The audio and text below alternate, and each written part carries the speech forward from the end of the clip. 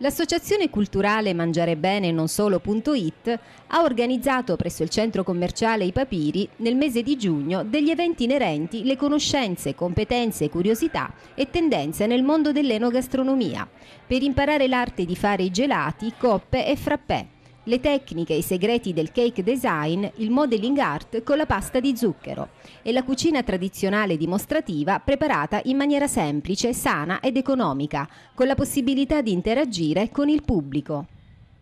Ci troviamo alla terza giornata delle Domeniche del Gusto. Ci è venuto a trovare il collega professore Vincenzo Dubolino, che è appena ritornato insieme a Christian da Roma per un evento. Quale evento? Un evento abbastanza importante, interessante. Siamo stati invitati da una società di catering a presenziare a una cena con il Papa all'interno del Vaticano. Siamo stati invitati noi in rappresentanza dell'Istituto Alberghiero.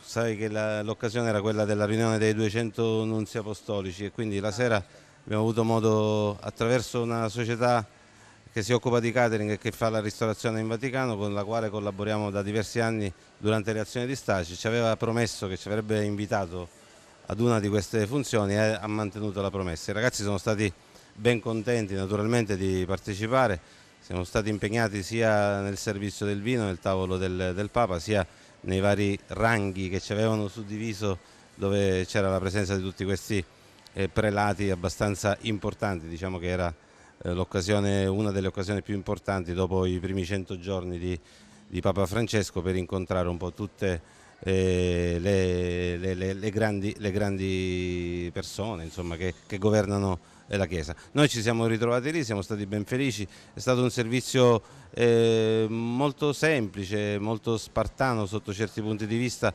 così come ci è sembrato il Papa Francesco. Molto semplice anche lui, con pochi orpelli, e ci ha fatto subito grande simpatia, e soprattutto anche nei ragazzi ne ha riscosso tanto, e ti posso dire che alla fine li ha salutati stringendogli la mano, ma soprattutto ricordandogli di pregare per lui. Cioè, noi è suonato un po' strano, eravamo andati lì per cercare una preghiera per noi, ma sicuramente la riceveremo. Ripeto, è un'occasione importante per l'Istituto Alberghiero e per Siracusa tutta, per essere presente in questa occasione, insomma, molto importante. Quindi abbiamo portato la nostra testimonianza, voglio dire anche la nostra professionalità, e quindi che ancora una volta, devo dire con un pizzico di orgoglio, è stata riconosciuta, e i nostri ragazzi si sono fatti valere, tant'è che ci hanno ripromesso che prima o poi ci richiamano ancora, perché ne sono rimasti entusiasti.